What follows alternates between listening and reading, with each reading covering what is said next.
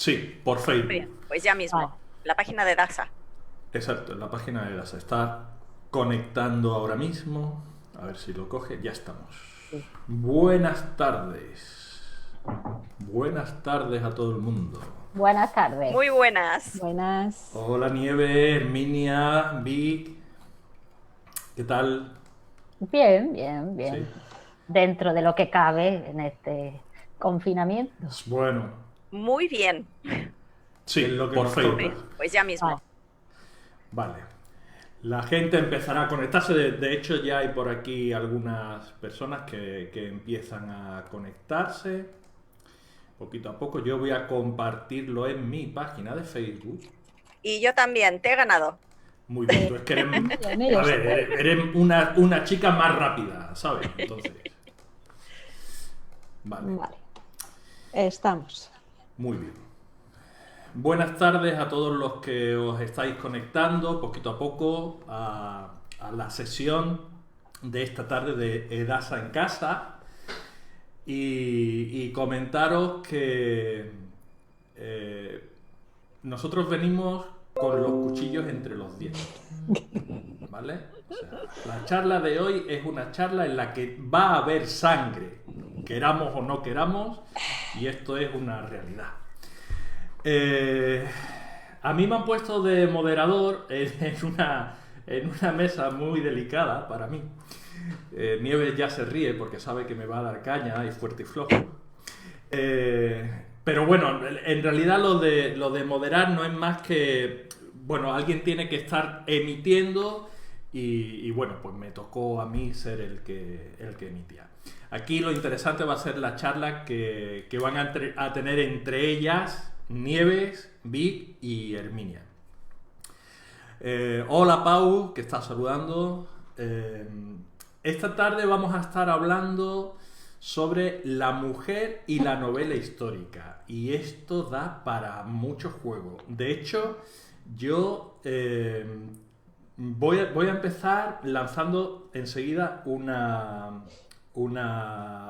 pregunta que creo que ya va a mostrar por dónde vamos. Vamos a ir a hacer sangre todo el rato. Entonces, comentaros a los que os vais conectando, que ya somos 18, 20, que esperamos que participéis mucho. O sea, estas cosas son interesantes y nos molan y nos gustan cuando vosotros estáis todo el rato haciéndonos preguntas y haciendo comentarios sobre lo que vamos diciendo y lo que no vamos diciendo.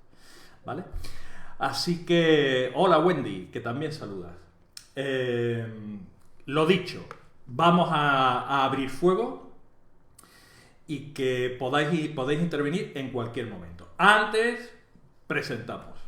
Herminia, ¿te acuerdas que nos conocimos en Granada? Sí, en la aquellas jornada jornadas, de sí, novela histórica. en aquellas jornadas de novela histórica. Desde entonces no habíamos coincidido.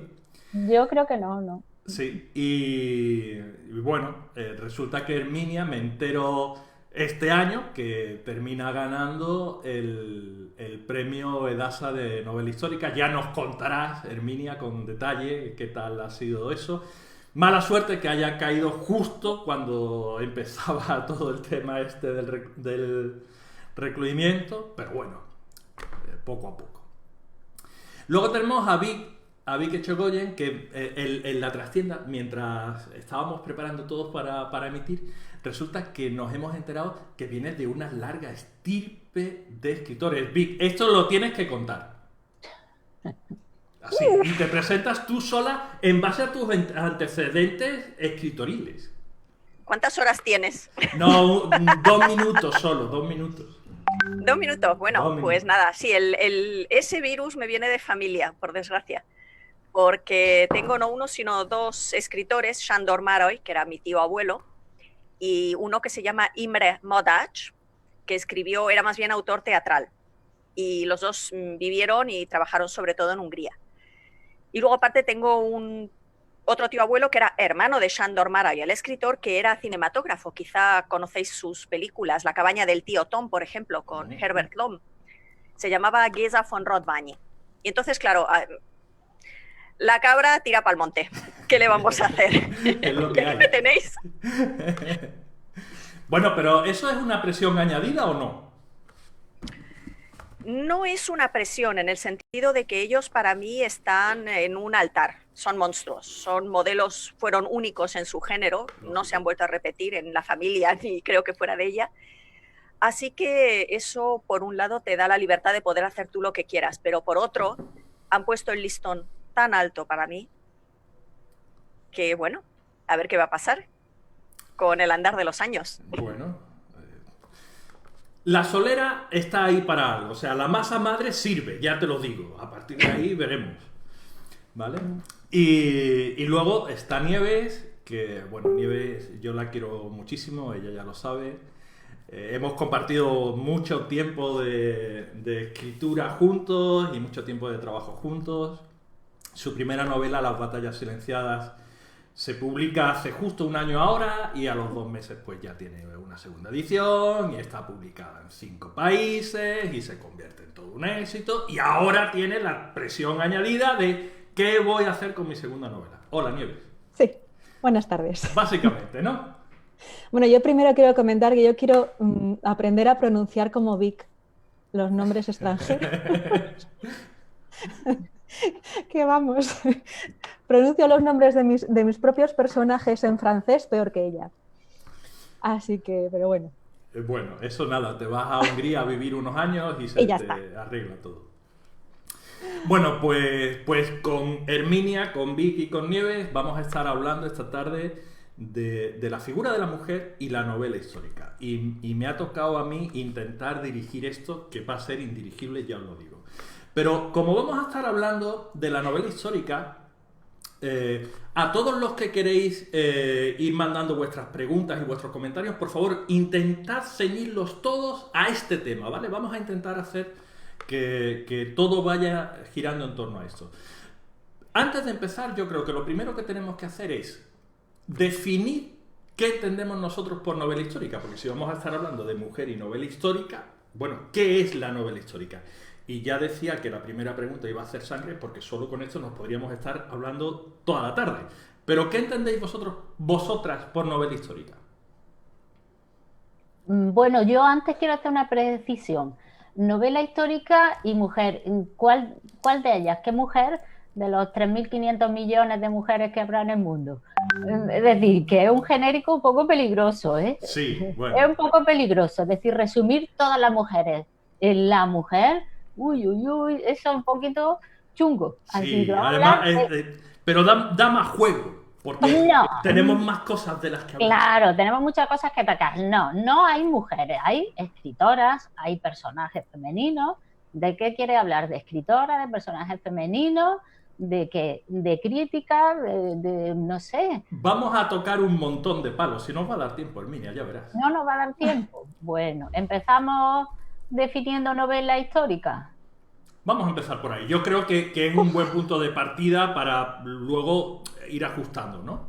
Pues que empiece Vic, venga. Pues venga, te tocó. Vaya, pues para mí novela histórica es todo aquello que yo, aunque volviera al año en que nací, ya no puedo experimentar y no puedo entender sin leer mucho sobre esa época y sin tratar de averiguar todo lo posible de fuentes del pasado. Eso para mí es novela histórica, aquello que me es ajeno temporalmente. Aquello que conocieron mis padres y abuelos para mí no es histórico todavía, porque son testigos vivos, son testigos que a veces no puedes contrastar. Es su versión y la de nadie más. Cuanto más te remontas en el tiempo, yo creo que más histórico es realmente, aunque sea paradójico. Yo creo primero que hay que delimitar que novela histórica es novela, con lo cual es ficción. Eso lo primero, ¿vale? Es una historia de ficción que el autor enmarca en un periodo de la historia determinado con unos hechos históricos contrastables. Pero la base, a mí, o sea, personalmente es novela, con lo cual el autor se toma sus licencias y construye una obra de ficción sobre esa base de hechos reales. Sí, sí, yo creo que sí, yo creo que convenimos todos o todas en eso, porque realmente, bueno, una definición clásica, García Gual en la Antigüedad novelada lo dice así. Es una ficción, un relato encuadrado en un marco histórico. es verdad que, claro, como de lejos ese marco histórico, donde no llegan los testigos vivos, es complicado. Yo me puse a escribir una cosa sobre el franquismo y realmente pensé, bueno, la última parte ya comienzo de la transición. Y tuve que ponerme a investigar. Es que realmente, aunque llegue nuestra memoria personal a un tiempo determinado, incluso necesitamos documentarnos.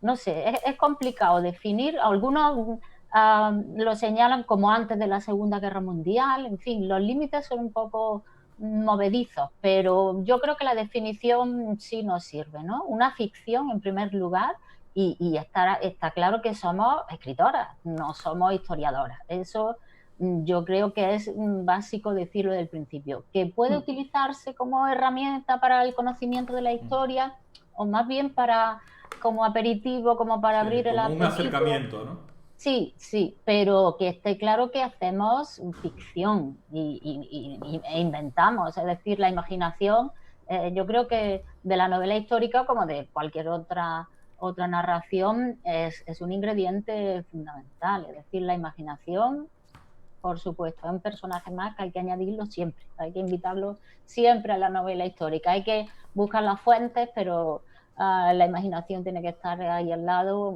danzando. Fijaros que relativo a este tema, Teresa nos está preguntando, ¿sería lo mismo novela histórica e historia novelada? ¿Qué pensáis? Yo creo que no. Son dos definiciones distintas. La historia novelada no deja de ser una manera, una forma de contar una historia que ya está documentada y no te puedes salir de ahí, pero tú la cuentas de otra manera diferente para que sea más dinámica o que sea más ligera o que enganche un poco más, pero no te puedes salir de ese marco de esos hechos que están ahí. Y sin embargo, la historia de ficción, tú te basas en unos hechos, pero la imaginación del autor después para desarrollar un drama, un argumento, las historias de varios personajes es libre. ¿Estáis de acuerdo o cómo lo veis? Sí, bueno, es que también en España no hay una tradición de historia novelada. Realmente es menos frecuente, más propio de la literatura anglosajona, sí, que Sí, es tiene cierto. narradores, historiadores, narradores, y realmente si no buscamos los orígenes, es que la historia nace así. La historia nace como relato, como investigación, y no me estoy remontando a Heródoto, sino realmente en el siglo XVIII es una historia narrada, es decir, realmente está contando y coge un hilo narrativo y entonces a partir de ahí ya se va decantando hacia una disciplina histórica. Pero es verdad que yo creo que la diferencia es esa. En la ficción, la novela, el autor, la autora puede inventar lo que le dé la gana. Yo cuando estaba escribiendo Amar tanta belleza, pues estaba una parte, pues me la llevé a Nápoles, sucedía en Nápoles, y empecé a pensar, bueno, vamos a ver, ¿qué dulces se comen en Nápoles? Voy a investigar un poco. Y digo, pues no tengo ganas de investigar, me voy a inventar un dulce napolitano que se va a llamar corrotón de perro y ya está. ¿Y por qué? Pues porque yo no valgo, es decir, porque sí, porque esas son las licencias del novelista histórico, es decir, inventarse lo que le dé la gana. Sí. Vi. Pues yo creo que es verdad lo que dice Nieves de que la historia novelada es un género que en España, por desgracia, no se cultiva lo bastante y es una pena. Pero claro, en la historia novelada a mí me parece que es la historia lo que prima, los hechos, los datos, aquello que no puedes eludir, ni puedes darle la vuelta, ni puedes interpretar de otra manera. Mientras que en la novela histórica ahí tienes muchísima libertad. Ancha es Castilla. Menos matar a un personaje en un momento en el que no murió, o incluso entonces, hay gente que lo consigue en estas historias paralelas de la historia, hay que dejar volar la imaginación sobre todo, porque si el lector quiere saber qué pasó en aquel momento con un personaje, le basta ir a la Enciclopedia Británica o a Wikipedia o a donde sea.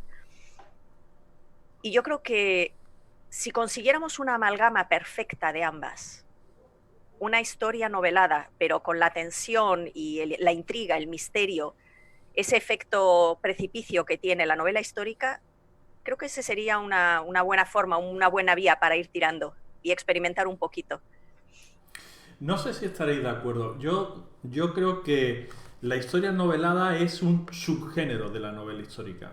Tienes novela histórica, historia novelada, thriller histórico, etcétera, etcétera, etcétera, ¿no? Y la diferencia básicamente estriba que la historia novelada lo que hace es coger unos hechos y unos personajes históricos reales y contarnos lo que ocurrió con ellos. Y en el thriller histórico o en la novela policíaca histórica que existe, pues lo que haces es usar un marco histórico real, un momento histórico concreto, para contar una historia de ficción ahí. No sé cómo lo veis. Bueno, yo creo que más bien que está más emparentado la historia. Es decir, si es que casi nos lo pone en la precedencia de los nombres. ¿Qué ponemos primero? ¿Historia o novela? ¿Es novela histórica, historia novelada? Yo creo que le damos, en ese orden nos indica de una forma muy sencilla a qué le damos más importancia. Y entonces, si es historia, pues evidentemente tiene que respetar unas fuentes, tiene que respetar unos hechos. La interpretación sí puede ser un poco más libre porque puede haber diferentes interpretaciones a hechos reales y existentes. Pero yo creo que ese orden nos lo da bastante, pues cuando, en qué se pone el acento, ¿en la ficción o en la historia? Sí. Sí. Hay poco que añadir, la verdad. Vale.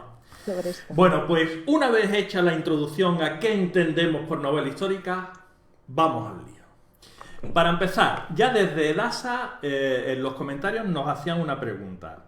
¿Creéis que, voy a ver si la leo textualmente, ¿notáis o percibís vosotras que los lectores son capaces de notar diferencias si un personaje ha sido desarrollado por un autor o ha sido desarrollado por una autora? Seguro que hay alguna universidad que ha hecho algún estudio. Un estudio sobre esto. Seguro, pero yo no, de verdad yo no encierro aquí al lector y le tapo los ojos y le digo, venga, escucha esta historia y ahora ve y imagina. No lo sé. Lo que, bueno, puede haber cierta... Sí, no lo sé. La verdad es que eso más bien habría que preguntárselo a los lectores. Nuestra percepción quizá pueda estar un poco distorsionada. Es decir, son los lectores los que tienen que decir, ay, sí, pues esto parece, pero claro, tiene que ser una cata ciega. Eso sería sin nombre. Sí. Como hacen con la Coca-Cola y la Pepsi, ¿no? Como el aceite, mejor, el aceite. También, venga, cata el aceite a ver que si sabe distinguir una picual de una hojiblanca, toma. Pues yo creo que igual de difícil es decir si está escrito por un hombre o por una mujer. Yo creo que la diferencia que puede haber es por las experiencias individuales que puedas poner, que puedas plasmar, o sea, propias en tus personajes. Es la única diferencia que se me ocurre. Yo como mujer puedo tener unas experiencias más cercanas en unas cosas que los hombres. Es lo que ya digo, es la única diferencia que se me ocurre. Si un personaje está bien definido, bien construido y bien desarrollado, no debería haber diferencia. Creo. O sea, nuestro trabajo de escritores, plasmar un personaje creíble, tanto femenino como masculino, con su bagaje emocional, con sus características psicológicas y con su evolución a lo largo de la trama. Voy a lanzar aquí un órdago. Hasta hace poco, relativamente poco, una de las cosas de las que se decía de la novela histórica es que se creaban personajes, por parte de los lectores, que me han comentado a mí, personajes más planos, que en otro tipo de... yo he oído algún comentario, sí, en ciertas novelas históricas, como que no se ahondaba mucho en la psicología de los personajes. O sea, se daba más, se hacía más hincapié en los sucesos históricos y en los hechos, con fechas, las novelas bélicas, etcétera, etcétera, y no se ahondaba en la psicología del personaje o su evolución, cosa que de unos años para acá no pasa. O tenemos una forma de escribir diferente, o el público nos pide otra cosa diferente. Pero eso, por ejemplo, yo sí que me han hecho el comentario, sí que he oído o he leído comentarios al respecto. ¿Pero Mira, eso era antes o después de Memorias de Adriano?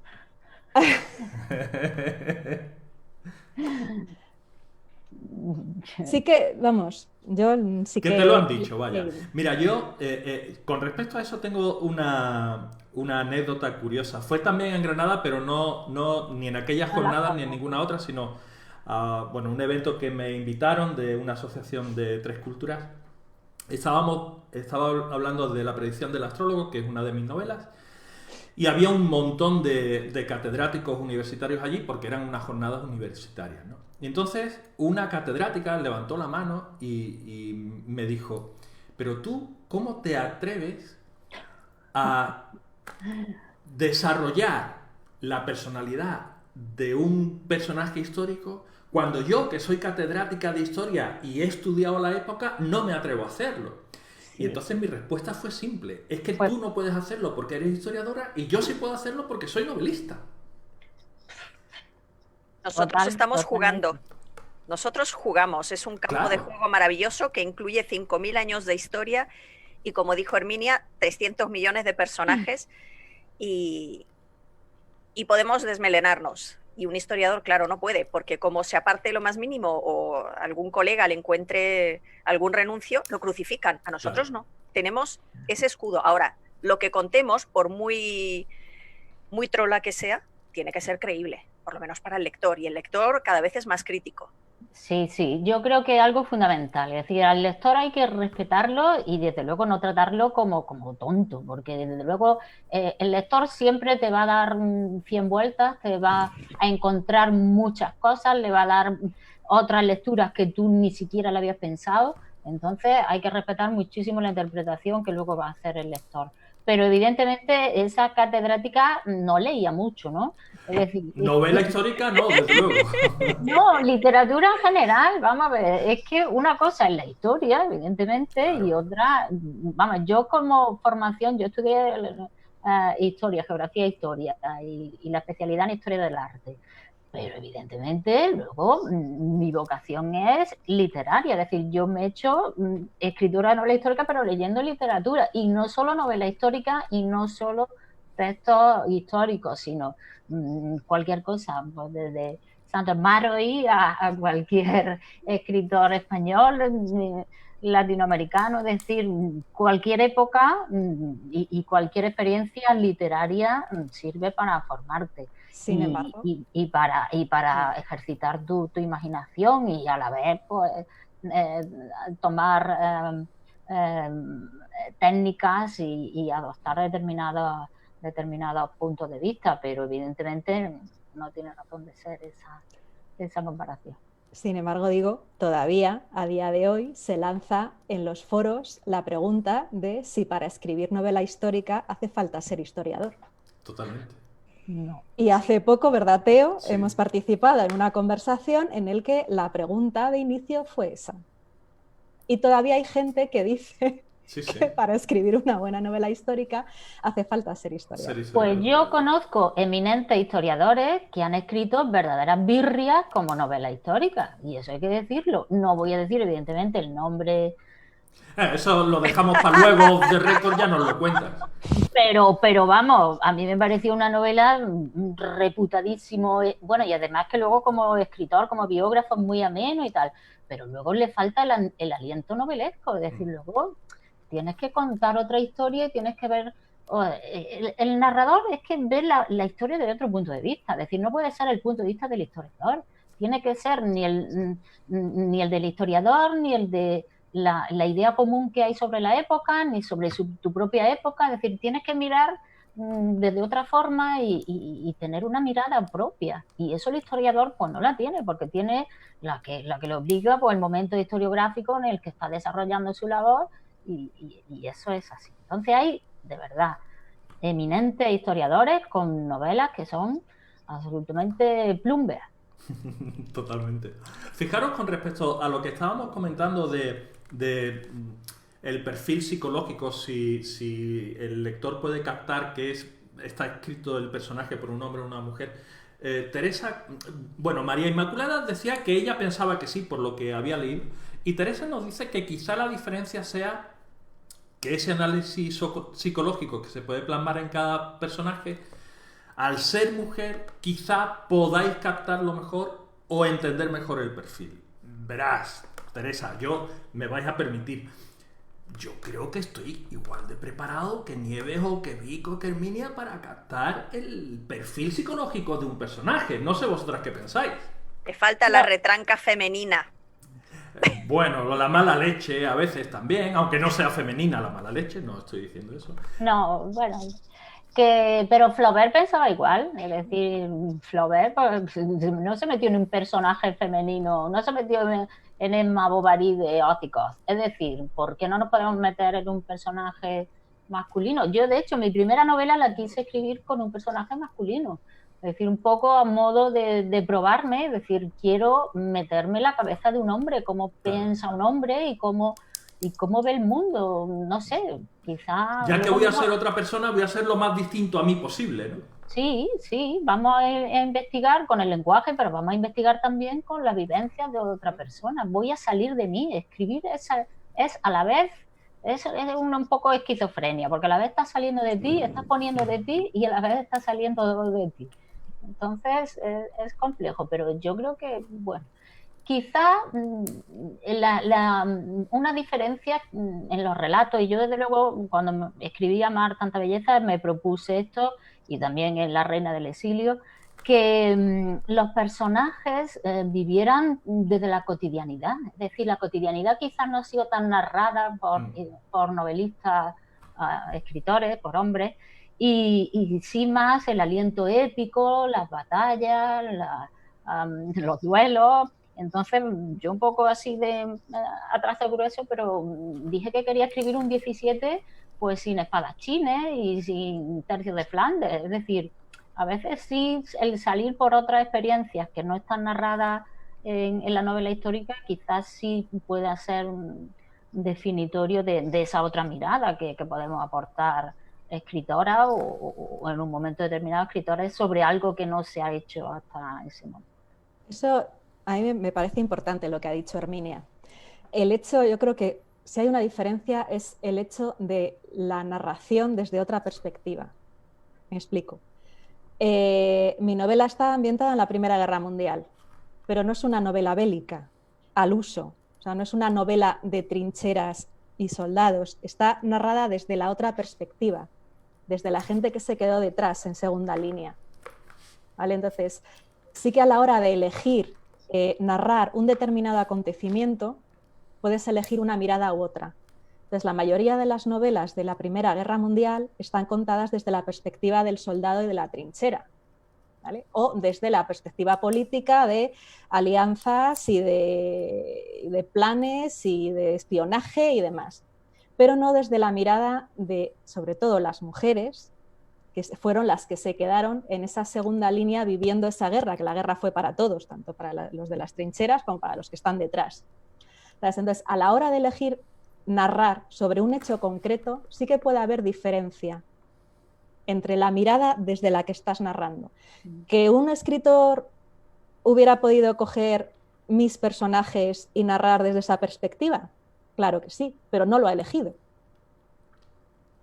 Entonces, la primera elección también de acontecimientos, de historias, yo creo que ahí también es importante y es esa otra mirada de la que habla Herminia. Por eso yo también en mis historias voy cambiando de perspectiva y suelo tratar de alternar hombre-mujer, hombre-mujer. Y si puedo evitar reyes, estrategas, héroes, grandes leyendas históricas, lo evito. Prefiero enfocarlo desde el punto de vista de un médico, burgués, una prostituta, un reo de muerte, una salteadora de caminos, para precisamente crear esa especie de caleidoscopio del hombre y la mujer más o menos común y cómo veían ellos la situación de su tiempo. Javi Pellicer nos preguntaban un poco sobre esto y a raíz de lo que estáis comentando me ha surgido una pregunta que luego os plantearé.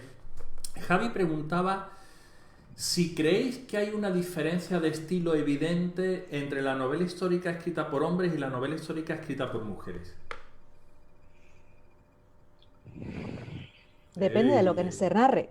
O sea, depende Pero, de lo que pero ¿quién se la ha leído todas? ¿Quién se la ha leído todas las de hombre y todas las de mujeres? Es que es muy difícil. Mira, te lo voy a extrapolar a otra cosa. Yo me he leído casi todo Galdós y casi toda Pardo Bazán. Tengo también, ahora si quieres te enseño las obras completas que las tengo ahí. Pero, Hombre, nos fiamos.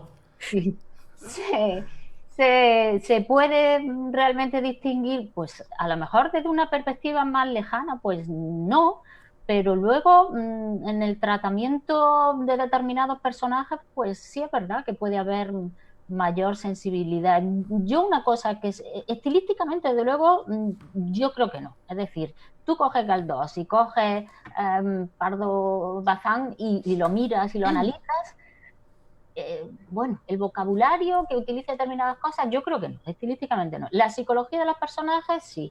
Yo, por lo que tengo visto haciendo comparativa de literatura de hombres y literatura de mujeres, en las mujeres están más presentes problemas que atañen a la condición femenina. Es decir, si los hombres tratan la condición femenina, evidentemente se trata de algo periférico, de algo pues como cuando Galdós escribe sobre Tristana, es decir, pero realmente es diferente la mirada. Ahora, a nivel estilístico, pues depende también mucho de la exigencia que se imponga el escritor o la escritora. Yo creo que en ese nivel no hay tanta diferencia como en ese tratamiento del tema de la mujer, de la condición, lo que significa ser mujer ahora, en el siglo XVII, en la época romana. Es decir, eso yo creo que sí puede ser como un fósil guía que distinga la obra literaria de hombres escritores y mujeres escritoras.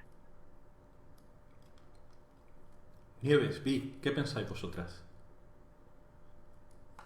Vic. Vale, pues arranco. Yo creo que no es cuestión tanto de perspectiva masculina-femenina. Creo que vivimos una época, sobre todo los autores contemporáneos, en que como somos mucho más libres en nuestros intercambios, en nuestras relaciones, hablamos mucho más a calzón quitado, hombres y mujeres, de muchos temas que nos afectan, han caído muchos tabúes. Creo que eso nos ha enriquecido a todos. Tanto la perspectiva de los hombres, que ahora pueden escribir sobre la condición femenina de una manera magistral, como al revés, las mujeres sobre los hombres. Lo único que nos diferencia es la voz o el estilo de cada uno, o quizá la preferencia de cada autor por volver siempre a cierto tipo de problemas o de cierto tipo de personajes, pero no creo que eso quede circunscrito a solamente un género u otro. ¿Nieves? Yo es que sigo diciendo que depende de la elección, o sea, el elegir narrar un acontecimiento concreto desde una perspectiva o desde otra. A ver si me explico. En general, es que esto de hablar de generalidades, pues como siempre hay sus excepciones y demás, ¿no? Pongo un ejemplo. No, hablo de los escritores que tenemos aquí al lado, ¿no? Los escritores masculinos suelen... Ten cuidado con lo que vas a decir. Sí, elegir unos hechos más épicos o más... no sé cómo decir. Sí, épico es la palabra. Sí, más épicos, por lo menos de lo que he leído, que las escritoras femeninas, que van para otro tipo de mirada. Por lo menos en los últimos libros de historia, o sea, las últimas novelas históricas. Creo que está cambiando un poco el principio. O sea, novela romana, época histórica, creo que sí que hay diferencia de elección de temas. O de elección de temas, de elección más de perspectiva de cómo contar esos temas entre unos y otros. No sé si me explico o me estoy liando. Justi está diciendo que somos más batallescos. Sí, eso no significa que las escritoras no contemos batallas, que eso es otra de los hándicaps que se nos achacan, ¿no? Lo que pasa es que otra cosa es elegir contarlo, ¿vale? Voy con una pregunta que nos hacía hace ya un rato, porque hemos tenido un montón de preguntas y un montón de comentarios. La editora de todos nosotros, Penélope, que anda por aquí. Y ella lanzaba la siguiente pregunta. Decía, os hago una pregunta como editora. ¿Creéis que como mujeres tenéis más dificultad para publicar que los hombres? Sí, sí, sí. Lo digo desde mi experiencia. La vuestra no lo sé, pero yo desde mi experiencia me he tirado muchos años tratando de publicar. Credibilidad, cero. No sé si es que realmente se mete en un saco de subcultura la literatura femenina, que me temo que sí, pero a mí me ha costado mucho, mucho, mucho publicar. Pero verás que haya muchos hombres a los que también les cuesta mucho, mucho, mucho. Claro. Ahora ¿No? hablo yo. Ahora hablas tú. Ve, todos callados que habla Nieves, por favor. Yo qué sé, yo un concurso y yo creo que lo ganaba, de verdad, Entonces no sé. Te digo, Venga, hablo pero que hable, venga. porque a mí no me ha costado publicar. O sea, mi ¡Hala! historia es completamente diferente, ¿no? O sea, es primera novela, primera editorial a la que presento el manuscrito y Dios. publicación, ¿vale? Entonces, en ese sentido, yo no he tenido problema en publicar, pero, ahora estamos en el pero. Después de este año que ha salido, que lleva la novela en librerías y en plataformas y demás, sí que he notado que la mayoría de los lectores que empezaron o que le dieron una oportunidad a mi novela fueron mujeres, ¿vale? He tenido algún comentario de es que me da pereza otra novela sobre mujeres, lector masculino, ¿no? O un lector que dijo que se había terminado la novela y le parecía más una novela romántica que histórica. Que dije yo, ¿qué novela se ha leído? Porque de romanticismo tiene... Muy poco. Porque no me interesaba, O sea, a mí no me interesaba escribir una historia de romanticismo en una novela, en la Primera Guerra Mundial. Que todo tiene cabida y una historia romántica estupendamente escrita es una historia estupendamente escrita. Sí, claro. Pero a mí no me interesaba. Entonces, bueno, a lo largo del tiempo, una vez la novela se fue haciendo más conocida y empecé a tener lectores masculinos, cuando hacían esos lectores una buena reseña de mi novela, sí que otros lectores masculinos se han animado a leerla. Entonces,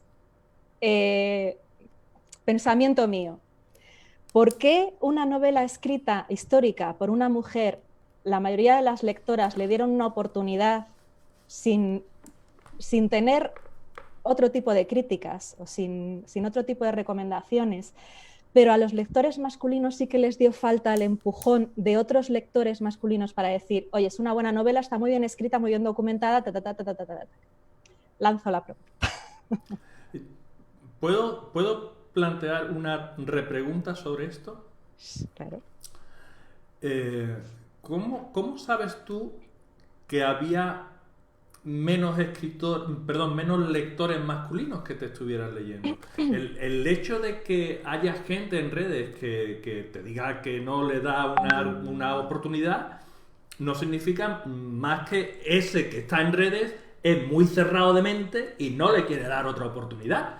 Pero seguramente que ha habido cientos o miles de lectores masculinos que han leído tu novela porque les ha parecido interesante. A ver, es lo que hablamos de generalidades. Yo cojo una muestra pequeñita y esa muestra de todas las redes, tanto en los grupos de lectura de Facebook como grupos de lectura de Mi Ciudad, como feedback de lectores y demás. O sea, lectores masculinos tengo, pero han llegado más tarde.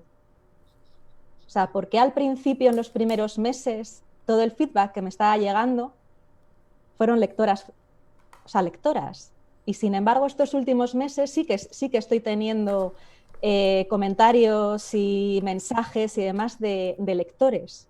Esa es mi sensación, puede estar equivocada, pero es la sensación que yo tengo. Yo creo que es que hay una guetización de la literatura escrita por mujeres, es decir, se le pone una etiqueta y es por mujeres para mujeres. Y eso debemos, por supuesto, dinamitarlo, eso no puede ser. Escribimos para todo el que quiera leer, que se atreva a leer. Entonces, pero realmente yo creo que hay un prejuicio persistente de que las mujeres escriben para las mujeres, o por lo menos en una parte de lectores, y en cambio luego los novelistas de verdad, el canon es masculino. Eso no tiene nada que mirar, por ejemplo, en el boom latinoamericano, en el realismo mágico, es García Márquez. ¿Y por qué no Elena Garro, que escribió una novela maravillosa? Vamos a ver, y anterior a García Márquez. Es decir, yo creo que hay una guetización de la literatura de mujeres que se piensa que tiene que ser para mujeres, porque es más sensible, porque trata temas... No, hacemos literatura para gente que quiera leer literatura y ya está. Vic, lleva mucho tiempo callada y me está empezando a dar miedo. No, es que me estáis dando mucha materia de reflexión. Yo voy a hacer aquí un poco una combinación de lo que ha dicho Nieves y de lo que ha dicho Herminia. A la primera pregunta, ¿dificultades para publicar? No, las que me he puesto yo a mí misma. ¿Verdad que primera... me dais, No, ninguna. Además, es que fue, hombre, no culpa mía. Yo creo que quizá no me sentía lo suficientemente fuerte o no tenía bastante aplomo para lanzarme al ruedo abiertamente y publicar. Yo llevo escribiendo toda la vida. Lo que pasa es que con la primera novela, El lirio de fuego, en el 99, quedé finalista de un premio muy importante literario español. ¿Qué pasa? Que me llamaron, sí, nos encanta, te la queremos publicar, pero cámbiale el final, ponle un final feliz. La protagonista del Lirio de Fuego es Milady de Winter, de Los Tres Mosqueteros, y la historia de Richelieu y su familia. Y yo les dije, literalmente, señores, ¿se han leído ustedes Los Tres Mosqueteros? No. ¿Cómo pueden ustedes proponerme ese disparate? A Alejandro Dumas no se lo toca, es canon. Pasa lo que pasa cuando pasa y como pasa, y yo eso lo respeto, eso para mí va a misa. Nunca más volví a hablar de ellos. Cuando 20 años después pensé, bueno, ya tengo algunas novelas más en el cajón, vamos a intentarlo. La envió mi agente a unos cuantos editores muy buenos y no hubo ningún problema ni ningún pero, nada. No me cambiaron nada, no quisieron... No hubo ninguna objeción o plantea esto de esta manera o se nota demasiado que lo escribe una mujer, que va quizá por la alternancia de perspectivas masculina y femenina, siempre escritas en primera persona. No hubo ningún problema. Y con la segunda novela, que me hizo mucha gracia ver clasificada en algunos sitios como novela rosa y en otras como novela erótica y en otras como novela de intriga, yo me quedé, pero bueno, ¿estamos hablando de la misma novela? Pues esa tampoco. Se la mandé a mi agente se la mandó a Penélope, no nos conocíamos de nada y al mes Penélope llama a mi agente y le dice, la publicamos, me encanta, nos encanta. Y desde entonces todas las reacciones que he tenido, curiosamente, han sido, en primer lugar, de hombres. Tengo más reseñadores varones que mujeres, por ejemplo. No lo sé por qué, no sé si es porque el personaje o los personajes protagonistas que suelo elegir les atraen, les parecen la típica mujer fatal, histórica. No lo sé, realmente no sé. Pero son hombres los que primero se ponen en contacto conmigo para decirme lo que les ha parecido la novela o hacerme notar alguna cuestión. Pero reseñadores, o sea, reseñadores de blogs, revistas, sí, etcétera, o lector de a pie. Las dos cosas. Y me sorprendió, porque yo también pensé, aquí se dice que en España la novela histórica pues estamos como muy encasilladas y si eres mujer automáticamente te catalogan como escritora de novelita romántica, etcétera. Pensé, bueno, que me cataloguen como sea, pero que lean y luego se hagan una idea, que es lo que suele pasar. Pero fijaros, yo es que y perdona que te interrumpa, Vic, yo es que creo que hace no demasiado tiempo, no hace 20 años que hemos superado esto, pero sí hace algunos años que la mujer ha roto una barrera en la novela histórica en España. Ahí tenemos a Colla Valls, ahí tenemos a Nerea Riesco. Hay un montón de autoras que tienen una carrera solidísima, que son bestsellers tanto en España como en otros países, que demuestran que realmente esa diferencia, porque de machismos hay todavía mucho que superar y eso es un hecho, pero esa ruptura de la mujer no tiene cabida en la novela histórica, yo creo que hace un tiempo se superó. Es una opinión personal, ¿eh? Hace bastante tiempo, sí. No que no tenga cabida en la novela histórica, pero sí que es verdad que tienes ese hilo, el equilibrio en el que te meten en un género que tú no has escrito, y hablamos del género romántico, género erótico, porque tu historia no es esa, sí que tenemos más peligro de que nos cataloguen de novela romántica a una novela histórica que un autor masculino no tiene. Porque nos encasillan en otras cosas, Nieves. Sí, porque pero estamos... a ti te encasillan en novela romántica y a mí me encasillan en novela policíaca, ¿sabes? Sí, pero sobre todo a ti te cuando uno encasillan no por el empieza. género.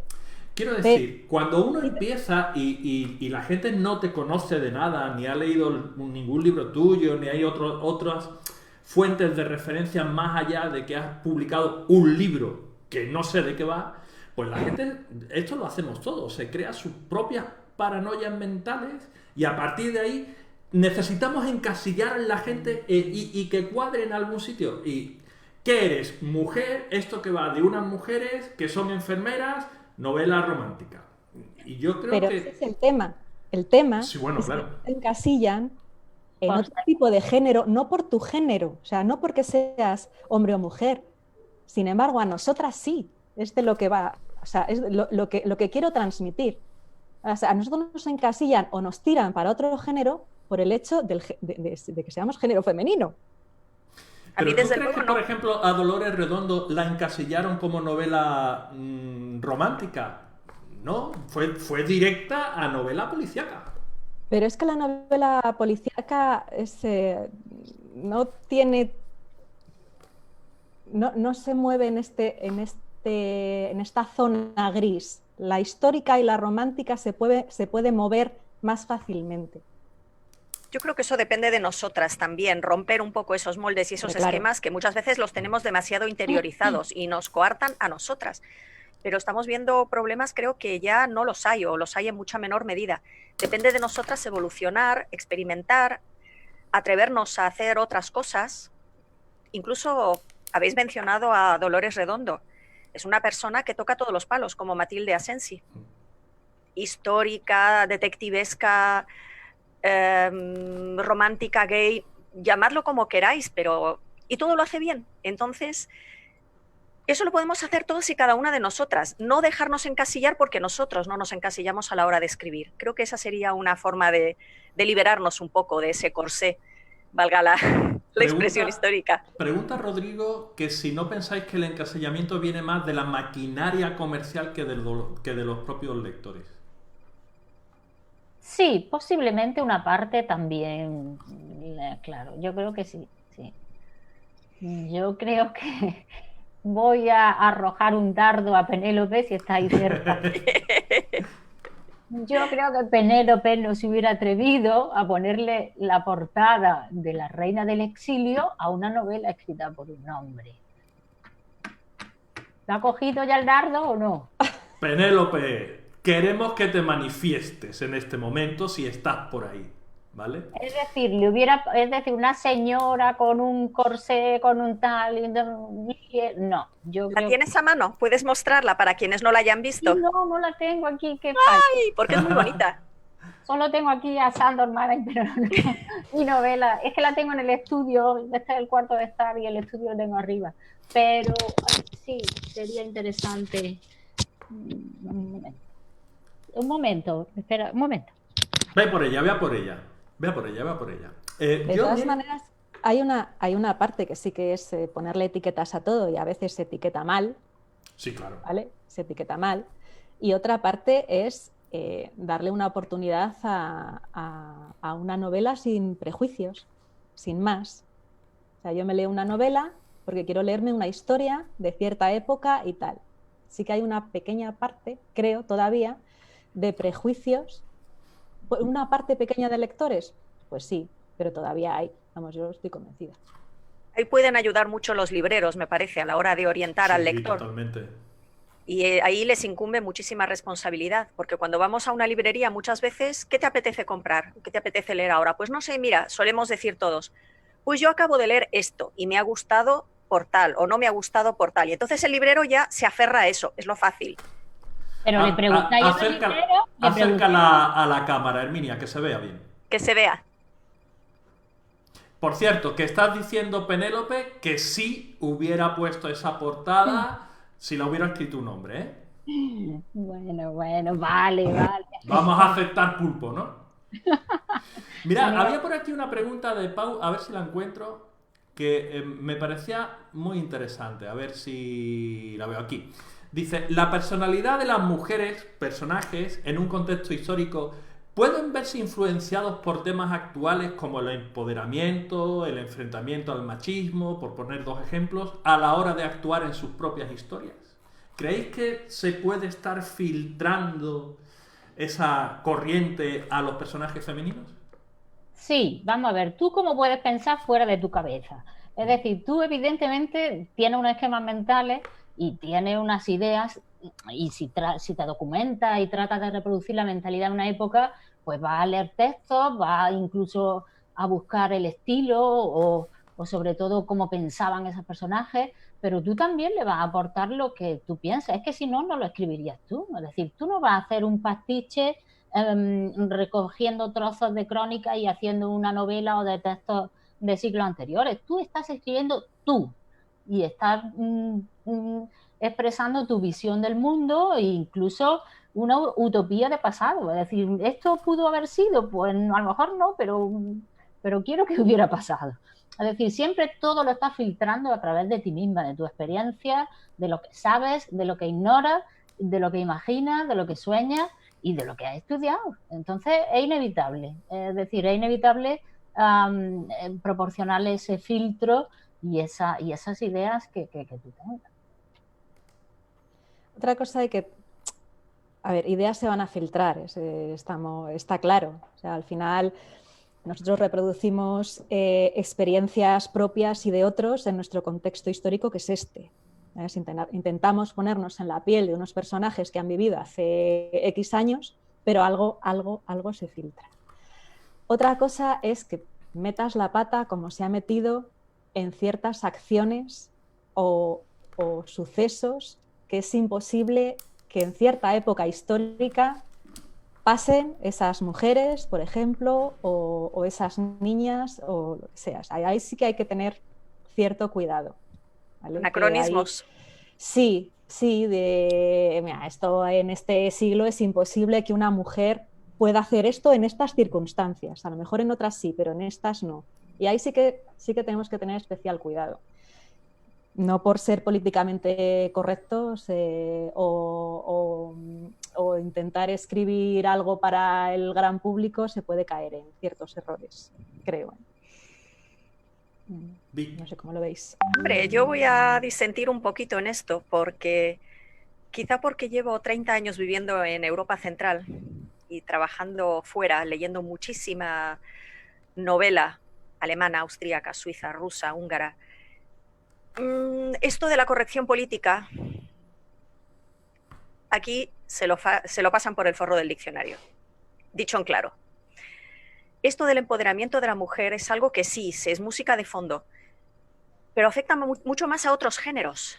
El ensayo, la historia, los estudios históricos, bajo otro prisma, más moderno, en fin. Pero a la novela histórica y a la novela en general, yo creo que no, por lo menos aquí. Es un poco una perspectiva diferente de la vuestra, no es que sea opuesta, sino que un poco la complementa. Uh-huh. A mí, por ejemplo, quizá porque, para empezar, elijo personajes protagonistas masculinos y femeninos que ya son de rompe y rasga, tienen tanta personalidad que yo puedo aportarles muy poco, solo puedo tratar de dejarlos hablar. No les puedo encasquetar ningún molde de corrección política, porque ellos mismos lo harían pedazos. son iconoclastas, son políticamente incorrectos, todos ellos. El cardenal Richelieu, por favor, Milady, por favor. No, no. Mi última personaje protagonista, Julia d'Aubigny, espadachina, la primera diva contralto de la ópera, bisexual, travestida. ¿Qué le vamos a enseñar a esa señora de empoderamiento? ¿Qué vamos a decir nosotros? A callar y aprender de ella hace 400, 300 años. Y ya lo hacían ella y muchas otras mujeres. Esa es la perspectiva que yo quería aportar nada más, desde el punto de vista de fuera de España, que creo que todavía estamos un poquito en pañales en eso. Le estamos dando una importancia desproporcionada a algunas cosas y no es eso lo que va a perdurar el día de mañana para los lectores de dentro de 20 o 30 años. Bueno, es que yo creo que en ese sentido España lleva retraso con respecto a Europa en ese aspecto y en algunos otros, ¿eh? Va en nuestra idiosincrasia todo ese retraso bueno, por temas políticos y demás que ya sabemos por dónde van, ¿no? Hace un rato... Un amuniano barogiano. No estoy de acuerdo porque estamos peor. ¿Sí? ¿Por qué? ¿Sí? No, peor no, pero evolucionamos a otro ritmo. Sí, yo creo que estamos con respecto a algunos aspectos. Es verdad que en otros España es un país en el que con todo lo que nos queda ganar de igualdad está muy avanzado con respecto a muchos. Sí. Pero también es cierto que en cuanto a determinadas mentalidades, los roles, por ejemplo, sí nos cuesta más romperlos. Y hay algunas cosas que, desde mi punto de vista, todavía tienen que mejorar mucho, ¿no? Pero bueno, sería entrar en otro debate. Voy a aprovechar para decir algo que quizá esté fuera de lugar, pero no puedo resistirme. Nieves está jugando el tipo todos los días en primera línea con la epidemia. O sea, la corrección política de palabra se queda muy, muy, muy pequeñita ante un ejemplo así. Lo estamos viendo, lo estáis viviendo vosotros, lo que debe ser el empoderamiento. Sí, bueno. Nieves. Todo ya directo, o sea. A ver, estamos haciendo nuestro trabajo. Entonces, yo creo que ni somos héroes ni estamos cumpliendo con lo que hemos elegido a nivel laboral y como forma de vida, porque hay ciertos trabajos que son una forma de vida, no es solo una obligación laboral. Entonces, esta es nuestra forma de vida y estamos ahí porque eso hemos elegido. Pero cuando pase todo esto hay mucho que analizar y mucho que depurar y mucho que pedir. Pero eso con tiempo. Pero entre tanto... Será otra historia. No, vamos. Yo, si queréis, estamos más tiempo, ¿eh? Llevamos ya 1 hora aquí. Qué pesado. Sí. Hay muchos temas, ¿eh? Sí. Hay una cosa que no quiero dejar en el tintero. Comentamos eso y luego decidimos si queréis estar un ratito más o si tenéis que marchar, pues cortamos. Hace un rato en la charla... ¿A dónde nos vamos a marchar? No sé, yo qué sé. Igual tienes planes para esta tarde, Herminia. No. Vale, pues entonces eso quiere decir que Herminia está por la labor de quedarse un ratito. Bueno, yo lo que dé del tema, venga. Vale. Y si no, nos quedamos las 3 horas aquí. Sí, no, yo no tengo nada que hacer tampoco. Además estoy en buena compañía, o sea que... comentábamos hace un rato, ya como media hora o así, que hay una cierta deriva de la novela histórica, que la novela histórica ha cambiado, ¿vale?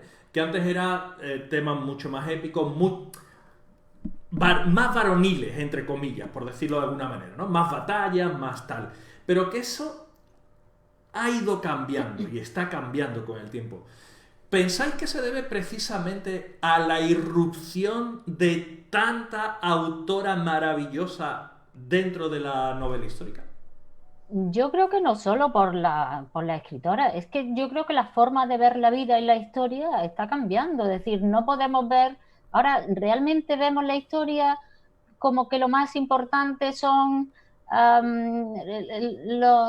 una batalla, un general, o realmente es la vida, la sustancia de la vida lo que es importante y lo que se juega cada día Nieves en su trabajo, no eso lo importante. Es decir, yo creo que cambia también porque cambia nuestra forma de entender la vida, que nos entendemos como seres vulnerables, como seres ligados en una sociedad, y no es el príncipe, el héroe, lo imaginamos con mayúsculas, lo importante, la reina, el rey, no, sino vamos a ver de qué están hechas nuestras vidas y cómo se ponen en contacto ahora y hace los años que sea de nuestra ficción. Yo creo que es que ha cambiado nuestra percepción de lo que es el ser humano, lo que está en sociedad y lo que es realmente importante en la vida y por tanto digno de ser narrado.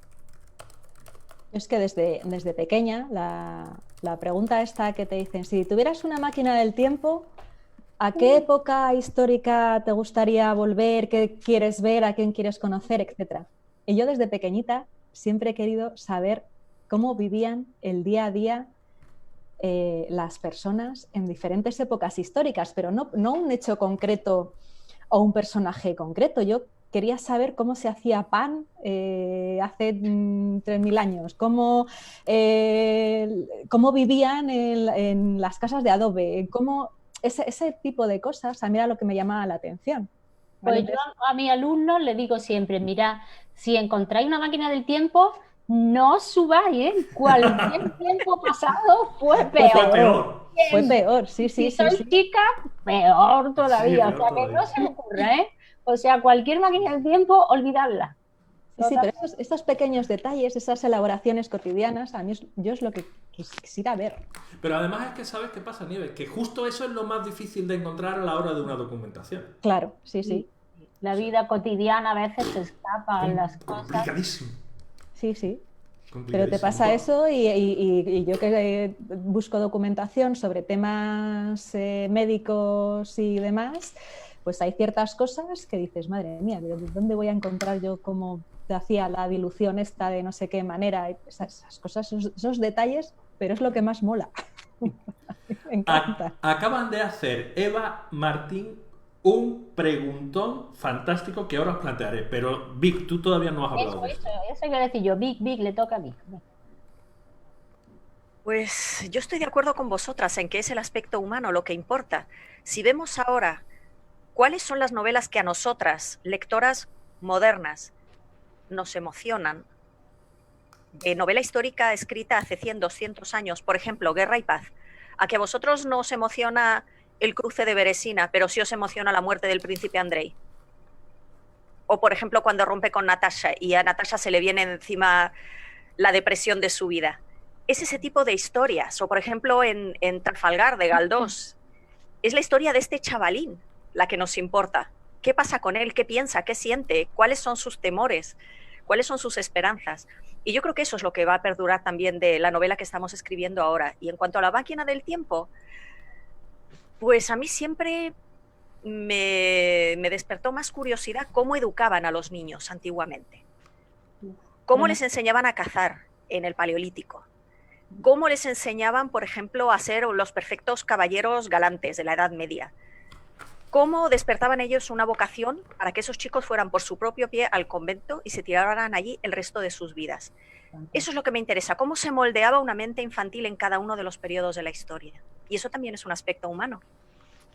Hay una cosa que siempre digo, y a mí me parece que es un resumen perfecto, es que la historia en mayúsculas avanza gracias a las historias en minúscula de cada persona. Entonces, yo no quiero narrar la historia en mayúscula, yo quiero narrar las historias que dan pie a la historia. Entonces, bueno...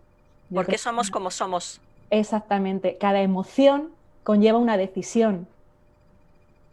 Entonces, creo que las decisiones más importantes de la historia están basadas en las emociones humanas, en cierto momento. Y eso es lo que hace avanzar y eso es lo que queda escrito. Y tenemos que ir a indagar cuál ha sido esa emoción, qué ha sentido esa persona para decidir lo que decidió en ese momento. Pues yo no estoy de acuerdo. Yo creo que la máquina emocional es muy primitiva y somos iguales. Las emociones no cambian. Lo que cambia es el contexto histórico y ese contexto material y esas decisiones políticas, en el fondo, eso es lo que nos está luego modelando y nos está diciendo. Pero las personas, yo era reticente a creer en eso, pero yo creo que por eso nos podemos poner en la cabeza o en el corazón de personajes históricos, porque yo creo que el amor, el odio, la envidia, los celos, esa maquinaria emocional es ancestral, es decir, está ahí y realmente no ha evolucionado al nivel... No, si no digo que evolucione, si en eso no hemos cambiado. Sí. Yo estoy muy de acuerdo contigo en eso que dices, Hermina, y de hecho lo interesante precisamente de la novela histórica es justo eso, es decir, somos los mismos ahora y hace 2000 años y actuamos igual y nos mueven las mismas pasiones y metemos la pata exactamente en los mismos puntos porque nos movemos por los mismos impulsos. Y eso es lo fascinante y lo terrible al mismo tiempo de la novela histórica. Sí. Y por eso funciona, en gran parte. Claro. Eso, gran parte es ese. El lector se identifica, sí. Sí, totalmente. Vamos a dar todavía un poquito más de intriga a la pregunta de Eva. La vamos a dejar ahí en barbecho porque hace ya mucho rato Gonzalo nos preguntaba. Lanzaba una pregunta para que hablarais de en qué proyecto estáis metidas y qué personaje de vuestras novelas es el que más os ha costado trabajar. ¿Quién empieza? Yo podría contároslo, pero después tendría que mataros. Bueno, Nunca hablo de proyectos. En porque... ese caso prefiero que no lo cuentes. No. Estoy en un... No.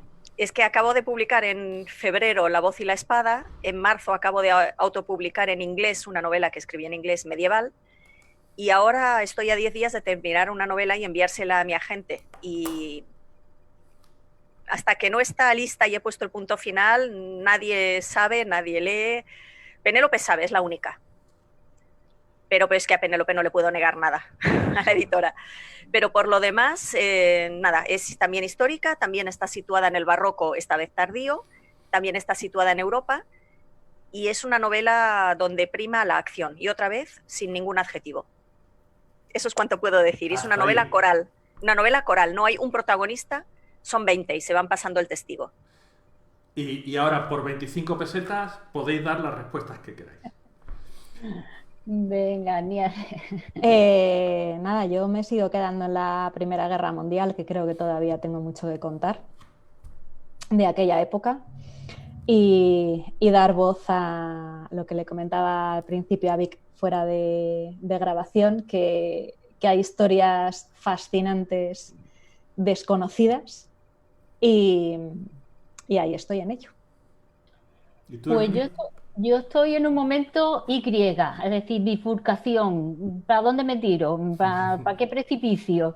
Es decir, tengo ahí un montón de ideas, un montón de cosas y realmente me está costando centrarme en un proyecto narrativo. Y por eso estoy cerrando proyectos de ensayo que tengo. Un libro voy a publicar sobre escritoras de la ilustración, pero no es narrativo, sino que eso es una recopilación sobre escritoras de la ilustración en España. Pero lo que es narración, lo que es creación, pues estoy en un camino que se bifurca hacia dos proyectos que tengo y todavía no me he decidido realmente por ninguno de ellos. Y luego respecto, bueno, preguntaba también el personaje. Por el personaje que más os había costado, sí. Claro, yo tengo que elegir de la novela que tengo, porque no tengo más. Entonces, yo creo que el personaje más complejo que tengo, y como es el más complejo, es el que más quebraderos de cabeza me dio, es el de Bert Hinault, una de las enfermeras protagonistas de la novela, porque creo que tiene muchas aristas y ha sido complicado. Los otros personajes tienen emociones más fuertes y cuando tú creas una emoción fuerte a mí me resulta más fácil dirigir a mis personajes cuando tienen algún aspecto más fuerte en el carácter. Bert tiene muchas cositas y yo creo que es el más difícil. Herminia, Pues yo, personajes así que me hayan costado, no, porque si me cuesta hacerlos, los tiro, los arrumbo. Es decir, ¿para qué quiero un personaje que me dé el tostón? Yo pues hago cosas que me gusten, que me sienta cómoda y que lo haga decir lo que yo quiera, pero eso de que te tiranice el personaje, vaya hombre, ya nos tiranizan bastante las circunstancias que nos rodean como para dejarnos que nos tiranice un personaje, no. Si me da problemas, adiós, bye. Vi. ¿De la última novela o de todas? Hacía una pregunta en concreto de una novela, pero bueno, tú lánzate y de la que tengas. Ay, Ay. de la primera, pues mi personaje favorito histórico y el amor platónico de mi vida, el cardenal Richelieu. Porque es un personaje tan complejo, con tantas luces y tantas sombras, tan extraordinario, tan sutil, que es muy, muy difícil hacerle justicia. Sobre todo porque tiene una faceta donde es muy fácil caer en la exageración, en el gran guiñol, en la parodia, y eso no quería hacerlo de ninguna manera, porque le tengo un respeto enorme. Como puede que sepáis, el cardenal Richelieu sufría de locura congénita. Él, su padre y la mitad de sus hermanos, por no decir todos, estaban locos de atar, literalmente. O sea, había uno que se creía Dios Padre, él, Richelieu mismo, se creía un caballo y relinchaba y se ponía a galopar y luego no se acordaba de sus ataques. Es muy, muy difícil describir eso sin caer en el ridículo o en el morbo. Y eso es algo que intento evitar a toda costa. Porque es un personaje también, por otra parte, que impone mucho, muy digno, sumamente inteligente y no puedes reducirlo a esas facetas o que el lector se quede solo con eso. Y de la nueva novela, yo es que me encariño con todos los personajes, pero hay un personaje real, todos son reales, pero este es más real que otros, y es un tenor odioso. Os va a sonar de algunos escándalos recientes. Este era un tenor que se tiraba a cuanta bailarina se le ponía por delante. Las acosaba, las hostigaba y si ellas no cedían, pues perdían el trabajo. En fin, luego él se vanagloriaba de que era el Don Juan del teatro y tal. Y bueno, mi protagonista le da una lección que nunca olvida, dejémoslo ahí. Y esa es una escena que disfruté mucho escribiendo, porque cuando tuve que escribir a ese tenor tenía ganas de estrangularlo. Y fue muy difícil. Fijaros que yo con respecto a eso estoy un poco en la línea de Herminia, pero no tanto, quiero decir. A mí a veces me cuesta más trabajar un personaje que otro por sus connotaciones psicológicas, sobre todo, ¿no? Que es realmente lo que nos cuesta darle al personaje, ¿no? Lo difícil del personaje es su psicología. Pero es que yo creo que es tan fascinante crear al personaje que las dificultades las llevo bien. Quiero decir, una de las cosas por las que yo escribo novela histórica es precisamente por lo que me aporta a nivel personal, ¿no? Por lo que aprendo, por lo que antes comentábamos, ¿no? Es que seguimos siendo los mismos, cometemos los mismos errores, etcétera, etcétera, ¿no? Y cuando encuentro un personaje que precisamente es difícil, ese es el personaje interesante. Ese, el personaje que hace lo que hacen todos y que es más o menos sencillote, pues ese es el de relleno. Pero el protagonista es el personaje difícil.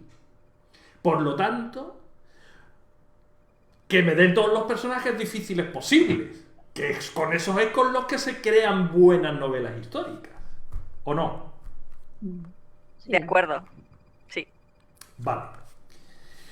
La pregunta de Eva.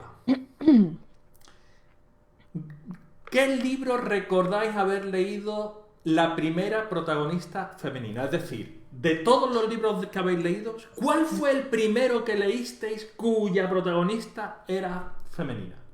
Histórica. ¿O no histórica? Es que pero ya que estamos en novela histórica, venga, histórica. No, yo iba a decir Puck. Yo, Sherezade de las Mil y una Las Noches. Mil y una Noches. Sí, y claro, es toda una narradora de primer orden, es una seductora, pero seductora por la palabra. Yo creo que eso me debió marcar, aunque en realidad me lo leí en una versión de estas de Bruguera, con un tipo cómic y con odaliscas así de tipo años 50, etcétera. Pero sí, yo creo que es Sherazade el primer, bueno, y realmente el primer libro que recuerdo haber leído. Yo creo que no tenía más de 5 o 6 años cuando. Y te metiste con 5 o 6 años con las mil y una noches. No, Bastante. pero era una versión infantil, una Ah, vale, versión de vale. Bruguera de estas que tenía una parte de cómic y otra de texto. Era una Vale, vale. versión, hombre, y además súper censurada. Es decir, es que Ya me lo puedo imaginar. sí, porque cuando le pone los cuernos con el visir al sultán, dice, es que lo había hecho, no sé, o sea, que lo había engañado a nivel político, una cosa así Sí, como bueno, claro. muy light, pero en fin. Sí, yo creo que Sherezade fue mi mentora como personaje y también como narradora. Vaya, Nieves, vaya. di. Pues yo creo que la de novela histórica con personaje, o sea, protagonista femenino, el recuerdo que me viene es el del clan del oso cavernario. Ujú. Ayla. Sí, o sea, como protagonista absoluto, vamos, de la novela. ¿No? O sea, como un protagonista femenino así potente, es la que se me viene a la mente, la primera. ¿Y tú, Vi? No sé quién fue primero, el huevo o la gallina. Milady de los Tres Mosqueteros, desde luego, eso me marcó para toda la vida. Bueno, Y pero luego, Milady no es protagonista en Los Tres Claro. Mosqueteros. sí lo es. Desde el principio hasta el final, es la que marca la pauta de todo lo que sucede. Ella es el desencadenante de todo. Bueno, pero una cosa es que sea el desencadenante y otra cosa es que sea el protagonista de la historia. Sí, yo creo que Milady es un poco como el conde Drácula, que aparece muy poco en la novela, pero planea sobre toda la historia. Eso es magistral. Y la que realmente me influyó, no sé cuál leí antes, Los Tres Mosqueteros o Yo, Claudio.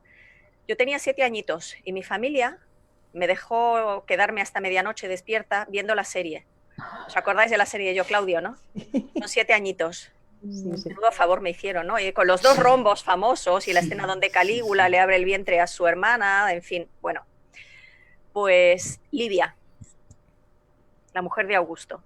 Yo, Me quedó grabada. el primer personaje masculino, perdón, femenino protagonista ha sido Leonor de Aquitania. Hay muchas novelas escritas sobre Leonor, que por cierto fue una mujer avanzadísima a su tiempo. Lo que tú decías hace un rato, Vic, enséñale a Leonor de Aquitania sobre empoderamiento, ¿no? Si no la conocéis, desde luego tenéis que buscar para Es leer como, sobre Leonor porque es una maravilla de personaje. La Leona de como Aquitania, de Kinkel. Es una pasada. Sí. Bien, ahora, como dijimos, venga, que igual nos quedamos un rato, pero tenéis que hacernos preguntas, pues la gente se ha puesto. Así que vamos a ello. Decía Teresa, ¿sois fieles a una época o más bien os gusta ir dando saltos? Yo ya digo que mis novelas cada una están en una época diferente, porque es lo que me gusta. Dar saltos para arriba y para abajo. yo también, yo soy de esa opinión. Mi primera novela histórica está ambientada en el siglo IV después de Cristo, es decir, en el tránsito del paganismo al cristianismo. Luego me pasé al siglo XVII con María de Zaya y Ana Caro Mayén. Y ahora, pues, con la Reina del Exilio, pues al siglo XIX de cabeza. O sea que lo mío es variar, porque es que si no, no tiene gracia. No te puedes especializar en una época hasta reventarla. Bueno, en mi opinión, no sé. Sí, no, Yo yo creo opino que igual. aprendes más tú. Claro, claro. Pero yo creo, Herminia, que eso va justamente por eso, ¿no? Porque, por qué enfoque. O sea, ¿yo por qué escribo novela histórica? Porque aprendo, porque alucino con lo que leo y entonces, joder, es que esto mola. Yo estoy viendo un documental del canal de historia, cuando daban documentales de historia y no de alienígenas, y cada 2 por 3 decía, es que ahí hay una novela. Y entonces me apuntaba un montón de cosas para luego ponerme a investigar, ¿no? Y entonces yo siempre he ido dando saltos. Big Nieves. Bueno, Nieves ya comentaba que sigue en la Primera Guerra Mundial, ¿no? Sí, pero por eso, porque se me quedaron historias estupendas En que el en la tintero. primera fase de documentación, que digo, es que esto lo tengo que sacar porque lo tengo que sacar y todavía estoy ahí. Pero yo, por ejemplo, bueno, tú lo sabes, no soy una escritora de género. O sea, yo soy soy una contadora de historias. Entonces, igual hago un relato de fantasía como infantil, como depende de la historia que quiera contar. De momento me quedo en la Primera Guerra Mundial porque tengo todavía historias que contar, pero ya veremos después. Vic. Pues yo también salto un poco. Prefiero volver siempre al barroco porque esa es la época en la que me siento más cómoda, más a gusto, por la que tengo quizá más nostalgia.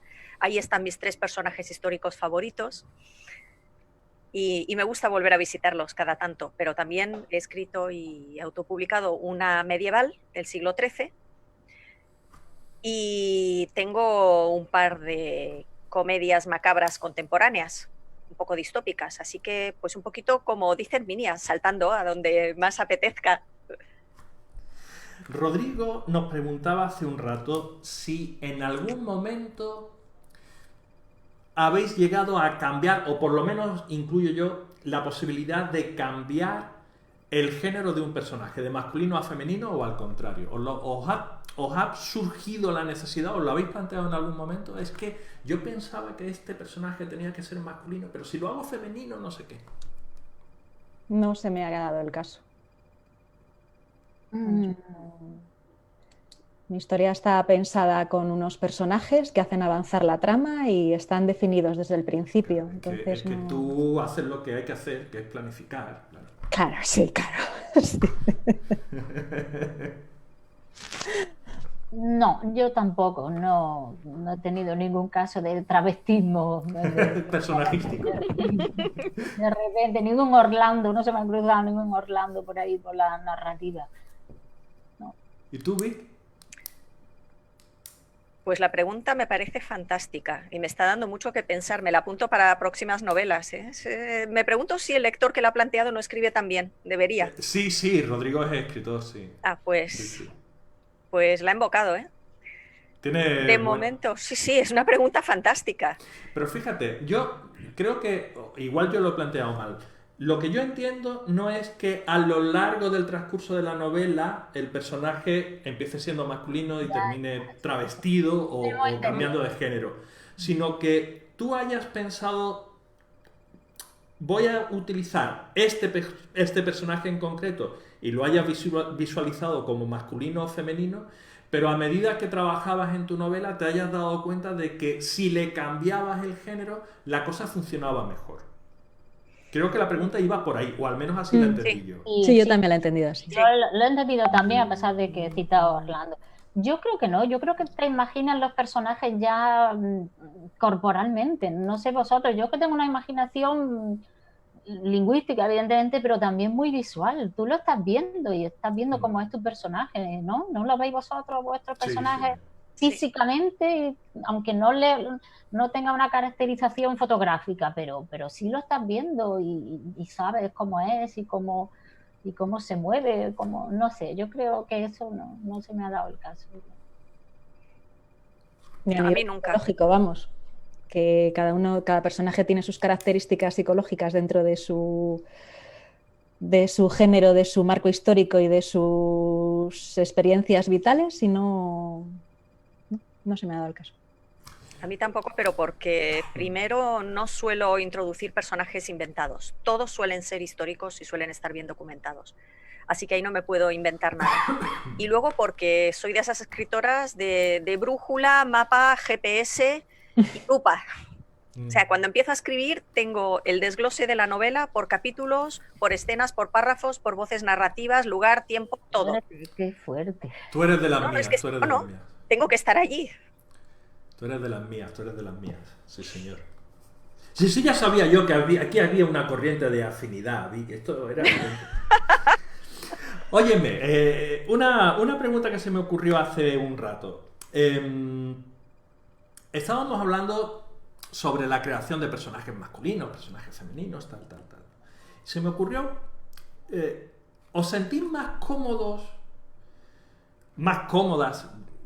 Perdonad que utilice siempre el masculino, pero como no estoy acostumbrado a estar en una mesa solo con mujeres, pues me perdonáis. ¿Os sentís más cómodas creando personajes conocidos o personajes desconocidos con los que puedes hacer lo que quieras? ¿Qué te resulta más fácil de trabajar? No, este personaje histórico voy a indagar sobre él y voy a reconstruir su personalidad, o este personaje ficticio o bien histórico del que no sabemos prácticamente nada y puedo inventarme lo que quiera con él. Yo tengo la teoría de que los personajes son míos, es decir, yo escribo de Isabel II, pero Isabel II no es Isabel II, para eso te vas a la monografía de Isabel Bourdiel y te empapa de cómo era, de su acción política y todo. Es decir, yo no tengo empacho en cogiendo datos y teniendo referencia en un personaje histórico real, pues inventarme y dar mi perspectiva y crear un personaje y decir, no, esta es mi Isabel II y ya está. Ay, es que no era así, es que tal y cual. Vale, pues es mía. Escribe tú tu novela. Vamos, el que me lo ponga los peros, le digo, escribe tú tu novela y das tu versión y escribe eso. Y partiendo de la idea eso, de que es una ficción y realmente tienes derecho como autor a dar tu punto de vista, tu versión, tu narración y a hacer con el personaje no todo lo posible, pero tienes un margen de libertad bastante amplio y si no te sientes cómodo escribiendo, no escribas, es que eso es algo. Tienes que sentirte cómodo escribiendo y disfrutar y hacer que ese personaje pues sea lo que tú quieras que sea. Chicas, las otras. Nieves. A mí sí que me limita un poco escribir sobre un personaje histórico, teniéndolo de protagonista, ¿vale? Porque me tengo que ceñir a cierta personalidad o cierto modo de actuar, entonces esa limitación está. Dónde estuvo, cuándo, con quién se relacionó y demás. Mis protagonistas, menos Irene Curie, pero que pasa un poquito al final de la novela a segundo plano, el resto son personajes inventados. Basados, igual hay un personaje que está basado en un hecho en un personaje histórico, pero su vida es ficticia y el personaje es ficticio. Sí que me siento más cómoda por eso, pero quizá porque me falte un poco de bagaje o experiencia o no lo sé. O atrevimiento. Bueno, sí o atrevimiento también, claro, es que es primera novela, entonces tengo lo que tengo. Sí que ahí tengo personajes históricos que se van entrelazando con las protagonistas, pero las protagonistas principales son ficticios. En mi caso son en un 99,9% personajes reales, bien documentados, sobre los que ya se han escrito a veces auténticas enciclopedias. En otros casos son personajes igualmente auténticos sobre los que hay más leyendas y rumores que realidad. Para el caso de mi protagonista actual, Julia Daubigny tenía panfletos de la época, canciones de la época, las óperas que compusieron para ella, que inspiró ella, y algunas cartas, y algunos diálogos y algunas escenas y anécdotas que te ponen los pelos como escarpias. Si no lo lees allí en esos documentos de la época, no te lo crees. Entonces, cuando yo me enamoro de un personaje así y empiezo a tirar del hilo y empiezo a descubrir tantas facetas, tanta riqueza, tanta coherencia dentro de lo sorprendente que sea un personaje, yo me siento muy pequeñita. ¿Qué voy a enmendarle la plana ni tratar de hacerle hacer algo que no hizo o de sentir algo que probablemente no sintió? Yo solo estoy allí para atar los cabos. Sí, pero al final lo que tú estás dando, Vic, es tu visión sobre ese personaje. No es el personaje per se. Sí y no. En el caso de Julia es su vida, desde su nacimiento.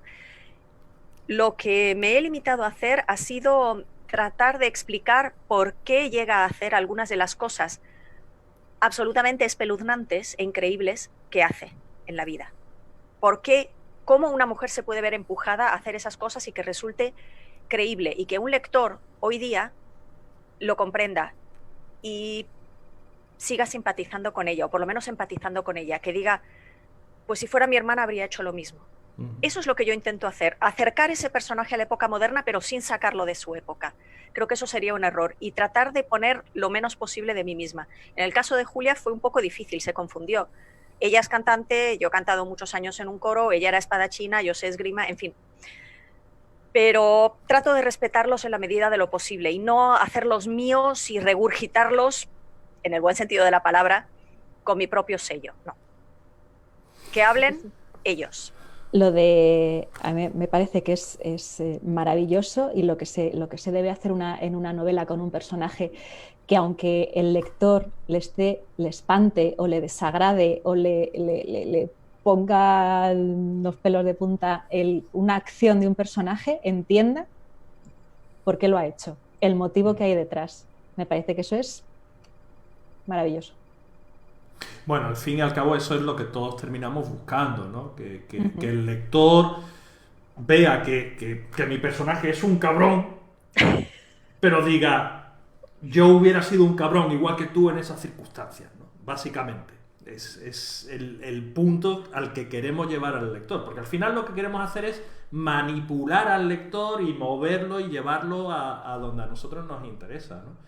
Y tocarle la fibra sensible en ese sentido. En fin, bueno, la última pregunta que nos han lanzado, ya no tenemos más preguntas, la gente ya se cansó de preguntar, llevamos hora y media de charla. Si queréis preguntar algo más, estáis a tiempo, porque esta es la última que tenemos registrada. Venga. Teresa preguntaba, ¿habéis aprendido de vosotras mismas durante el proceso de escritura? Pregunta muy interesante. Sí, siempre se aprende algo de lo que tú le das a los personajes. Naturalmente hay algo de ti, evidentemente, y eso que a lo mejor ni siquiera sabías que estaba. Yo creo que sí, incluso en el personaje de mi primera novela, hombre, en parte estoy ahí yo también, y en algunos personajes diseminados, no por completo, pero yo creo que si pones algo en cada personaje y aprendes de ti mismo, incluso a veces exorcizas algunas cosas de ti misma que no te gustan o que nunca has querido confesarte a ti misma. Yo creo que los vas poniendo como miguitas de pan, de pulgarcito en las novelas, y yo creo que sí, aprendes de ti, porque si después de escribir una novela no has aprendido algo sobre ti mismo, no sé qué ha escrito exactamente, no sé, literatura quizá no sé, me parece complicado. Yo creo que es que cada historia que escribes repites un poco el camino del héroe. O sea, cada proyecto que acabas empiezas a avanzar como el camino del héroe y no terminas como empiezas, porque los proyectos son duros, porque tienes que salvar muchos obstáculos, porque con cada experiencia tú cambias y es eso, o sea, al final tú cambias con cada proyecto un poquito. Creo que sí, que muy bien definido. influye. Me parece fantástico, Nieves, lo que has dicho. Sí, nos influyen nuestros personajes, nos influye lo que hemos escrito, nos ayuda a mejorar, y creo que también, no sé si a vosotras os ha pasado, incluso antes de empezar a escribir, digamos en serio, una novela, vosotras antes de empezar a escribir, ¿no solíais de vez en cuando os topabais con algún problema o alguna dificultad que no sabíais muy bien cómo enfocar, no os preguntabais qué haría en mi lugar tal personaje que me cae muy bien? Eso es lo que hago yo. ¿Vosotras también? No, yo las veo muy distantes de mis... No, como personaje no me identifico en sus decisiones. No, a mí no me pasa. A lo mejor te sirve para hacer justo lo contrario, Herminia. Es una opción. No, yo sí, los héroes que teníamos de niños, de las novelas de aventuras o de... voy a decir, qué sé, a los 5, las novelas de los 5, ¿no? Y decir, pues claro, yo me gustaría ser tan valiente como ellos, o bueno... ¿Quién quería ser, Nieves? De los 5, menos Tim, ¿quién quería ser? Yo es que siempre he sido Jorge. Yo también. Yo quería ser. Creo que todas queríamos ser. Porque Ana, menuda pavisosa. Ana era Fijaros, yo no sé si yo aprendo cosas de mí en cada novela. Lo que sí creo es que evoluciono como persona con cada novela. ¿No os pasa eso a vosotras? Sí, sí, es lo que ha dicho Vic también, de que cambia después de escribir algo. Sí, yo creo que ser diferente. Sí, yo creo. Cuando has dice- matado a alguien, hay un antes y un después. Sí, Aunque totalmente. solo sea literariamente, vamos a confesarlo, somos asesinos en serie. cierto. Eso es una realidad. Yo tengo una pregunta para los lectores, si se puede. Sí, pero es que, verás, hemos dicho, es la última pregunta. Y han dicho, no os vais. Y nos han lanzado otro montón más. ¡Bien! Así que, si os parece, continuamos. ¿Queréis? Sí. Venga, Sí. venga. Vale. A por ellos, que son pocos y huyen. Hasta la hora de la cena. Había una pregunta de Anne-Marie que se me había pasado a mí, la tenía anotada y se me pasó. Y la ha vuelto a hacer. Así que voy con ella la primera. Hemos hablado mucho en la charla de los personajes y de los sentimientos, pero tiene una curiosidad con respecto a los escenarios. ¿Cómo pintamos los escenarios históricos cuando ya no son los mismos? Con detallitos. A ver, yo siempre digo que el escenario histórico que enmarca una novela, tienes que poner mucho cuidado en el atrezo. O sea, que cualquier pequeño detalle que tú aportes a la narración, por más leve que sea, aporta mucha riqueza. Es como una pintura, ¿vale? Cuanto más atrezo, cuanto más detalle, más vas a meter al lector en tu historia. Y son detalles que no tienen por qué ser evidentes, ¿vale? Son los ingredientes de una persona que está cocinando, el material en el que está hecha la cocina, la que está cocinando. Esos pequeños detalles me parece que enriquecen muchísimo la visión global de la historia. Sí, estoy de acuerdo. Y tienes que acudir a documentación. Eso, evidentemente, ahí la imaginación no te cubre. Tienes que buscar datos concretos si quieres que sea una novela histórica de verdad. Luego, evidentemente, darle un sentido no tiene que estar relacionado con lo que estás contando y que tenga un significado. Pero tienes que acudir, tienes que leer mucho, tienes que acudir a documentación para decir, bueno, es que esto era de esta materia, no de la otra, el tipo de tejido era esto, o el vidrio que se utilizaba era de esta forma. Es decir, sí, tienes que tener esos detalles y eso, la labor previa de documentación es ahí importante. No puedes saltar, ese paso no te lo puedes saltar. Y es importante para crear esa atmósfera. Sí, estoy de acuerdo. Vic. Yo tengo la suerte de que generalmente el 90% de los escenarios donde transcurren mis novelas existen. Palacios, paisajes, pueblos, catedrales, catacumbas, ríos. Y yo voy allí, en la época del año en que transcurre esa escena. Si es invierno, si es verano, porque el sol no brilla siempre de la misma manera, ni ilumina las mismas cosas. Eso es algo que para darle un sabor auténtico, de alguna manera, tú te lo tienes que creer, porque si no el lector no se lo va a creer. Entonces yo suelo visitar todos esos lugares. En lo que más dinero me he gastado siempre ha sido en guías privadas, para recorridos privados de castillos y esas cosas, mapas grabados de la época cuando algo ha cambiado. Pero, por ejemplo, cuando yo describí en la primera novela la escena del asesinato del duque de Guisa, su sala, la alcoba del rey donde fue asesinado, se ha conservado tal cual. Hasta la mancha de sangre está en el suelo. De nuevo, ¿qué lecciones voy a dar yo? Voy a describir lo que veo, porque si a mí me emociona, al lector le va a emocionar. Exactamente, ni más ni menos. Pero lo que decía Nieves de añadir cosas como de los 5 sentidos, el tacto, el aroma de ciertas especias, de ciertas plantas que ya no las utilizamos, desgraciadamente, por ejemplo, en la botica casera, ¿no? Y ellos sí sabían, ellos vivían rodeados de aromas, en muchos casos mucho más fuertes, y de sabores y de tactos. Las telas eran mucho más ásperas, no era esta mezcla de viscosa, poliéster, que es como si no llevaras puesto nada, ¿no? Los trajes pesaban, los miriñaques y las enaguas apretaban, y los corsés ni te cuento, y las pelucas les picaban y les daban calor en la cabeza. Esos son los detalles, como dice Nieves, que dan autenticidad, pero para eso hay que haberlo probado, y yo trato de probarlo todo. Es cierto que en ocasiones hay cosas que se escapan por completo, ¿no?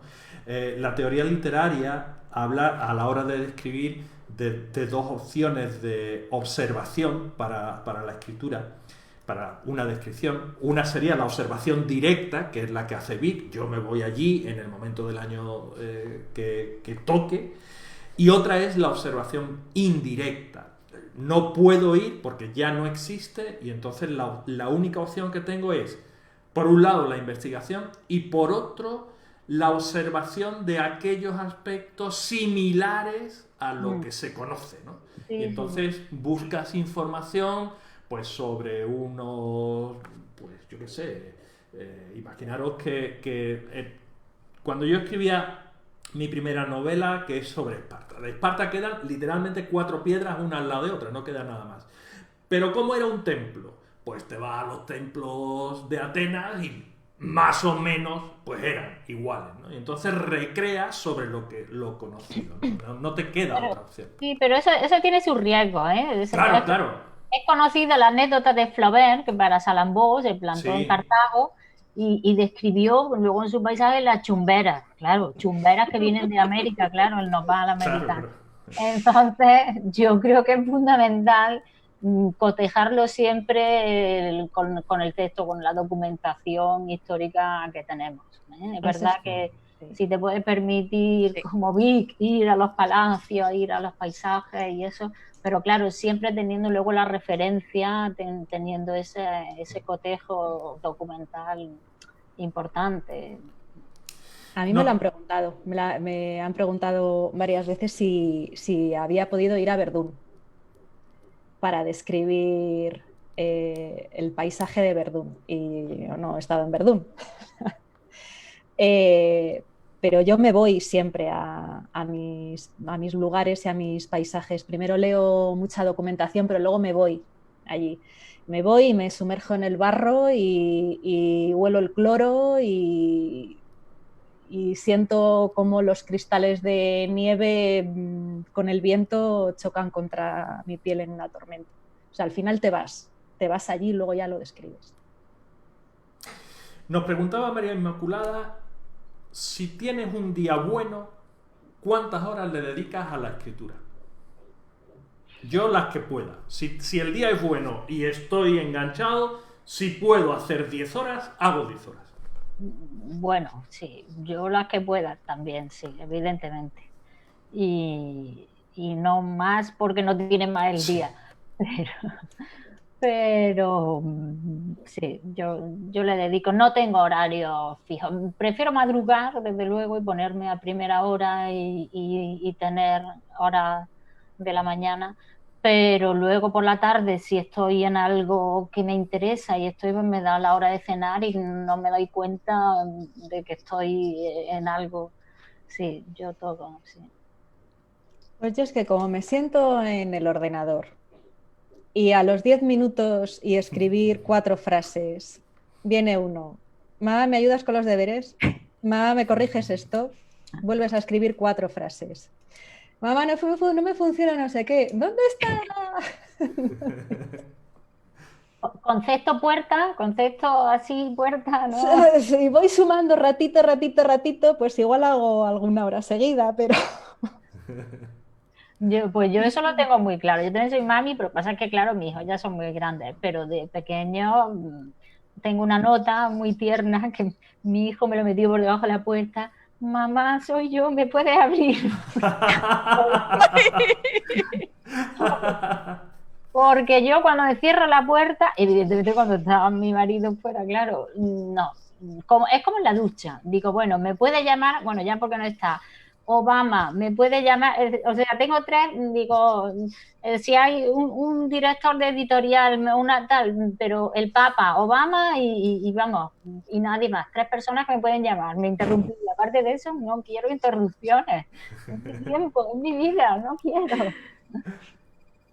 Vi.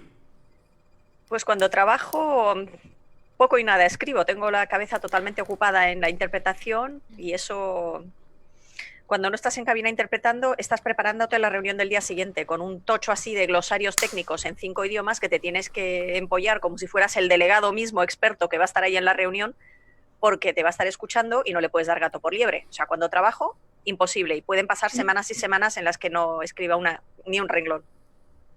Cuando tengo tiempo, según, como escribo a mano, puedo escribir en cualquier lugar. Realmente me da lo mismo. Si tengo 10 horas, pues me pondría las 10 horas. Lo que pasa es que yo no tengo hijos, pero tengo un peludo que es un labrador. Entonces no tiene cerebro, pero tiene 2 estómagos y cada 2 por 3 me viene pidiendo algo. Y si no, pues es alguien de mi familia. Que ya es la hora de comer, deja eso de una vez. La dura vida del escritor, ¿verdad? Tenemos derecho a quejarnos. Ahora que nadie nos oye, ¿no? Sí, sí. Y de nuevo, última pregunta. Vic, tú tenías una pendiente para los que nos están viendo, ¿vale? La hacemos ahora al final. Última pregunta. De Mariló. ¿Hay algún personaje histórico que tengáis vetado y hayáis dicho sobre este no voy a escribir nunca? Yo es que no he vetado nada. Ni yo. Ni personaje, ni escena, ni época histórica. Si surge, surge y allá vamos. Yo creo que sí. Yo creo que sobre Hitler no escribiría nunca. No trataría nunca de comprenderlo, no trataría nunca de buscar las motivaciones de sus acciones, no me permitiría pensar en él como personaje literario. Yo creo que sí tengo ciertas líneas rojas, sobre todo esa, de tipo ético fuerte. Es decir, sobre Hitler yo no escribiría nada. ¿Ni siquiera para matarlo?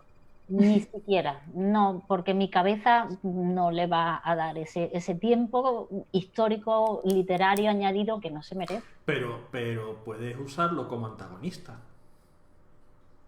No. Ni eso. Ni eso, ni agua, ni agua. Al búnker de vuelta. Nada. Vic. A ver, ya hemos confesado que somos unos asesinos en serio. O sea, que ¿por sí. qué no vamos a confesarlo todo? Somos unos psicópatas. mirones. Unos mirones. Nos encanta el exhibicionismo histórico. Nos va el morbo. Nos encantan las anécdotas escabrosas. Yo no tengo tabúes. Yo me puedo meter con quien sea. Si mañana mi editora, Penélope, tápate los oídos. Si me pide que escriba sobre Nerón, pues escribo. Si me pide que escriba sobre Stalin, me va a costar, pero escribo. Yo creo que no hay retos, pero no hay tabúes. Es cierto. Muy bien. Bueno, pues para terminar, Vic, que tú tenías la pregunta esta para el personal. A ver, que... Y probablemente mis compañeras de pluma también tengan alguna, pero ahí va, la primera. ¿Sobre qué os gustaría a los lectores que escribiéramos? ¿Qué es aquella novela que os gustaría leer? ¿O qué es lo que más os atrae de una novela? ¿Qué es lo que más os satisface, os llena, os recompensa por el esfuerzo de leer una novela? Vale, decir, quien vea esto, aunque el vídeo ya esté grabado, puede dejar su comentario, que lo iremos viendo. Sí, y lo leeremos. ¿Vale? Prometido. Vale, ahí queda una pregunta. ¿De qué te gustaría leer una novela? ¿De quién te gustaría leer una novela? ¿De qué época te gustaría leer una novela? Herminia, ¿tú quieres decirle algo a la gente? Yo me gustaría preguntarle a los lectores qué no les gusta encontrarse en las novelas históricas. Muy bien. Es decir, qué detestan de las novelas históricas, que a veces, muchas veces, seguro que lo hacemos, somos persistentes en el error, qué no les gusta de la novela histórica a lectores que evidentemente que la leen, no a gente ajena a ese arduo oficio de lector. Es decir, qué no les gusta o qué error recurrente tenemos los escritores de novela histórica. Ahí va, ahí queda. Nieves. Pues a mí me gustaría preguntarles si se hacen una imagen determinada del escritor de la novela que están leyendo y luego cuando lo conocen se cae o difiere mucho de la imagen que tenían de esa persona. Bueno, lo voy a dejar ahí. Vale, y yo voy a cerrar con otra pregunta. ¿Qué estáis haciendo que no estáis abriendo vuestra librería online favorita y estáis comprando los libros de estas tres mujeres? Y de este señor. ¿A qué estáis esperando? Chicas, señoras mías, un gustazo haber estado estas 2 horas con vosotros, porque son las 8 menos 10, llevamos 2 horas de charla que han pasado como si fuera un suspiro. Y no ha corrido la sangre, ¿eh? Bueno, al principio un poco. No ha corrido. Luego ya se calmó la cosa.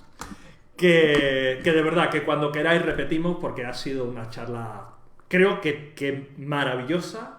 Espero que todos los que nos habéis acompañado pues hayáis disfrutado. Si no habéis hecho más preguntas, pues habéis sido tontos, porque hemos estado aquí para eso.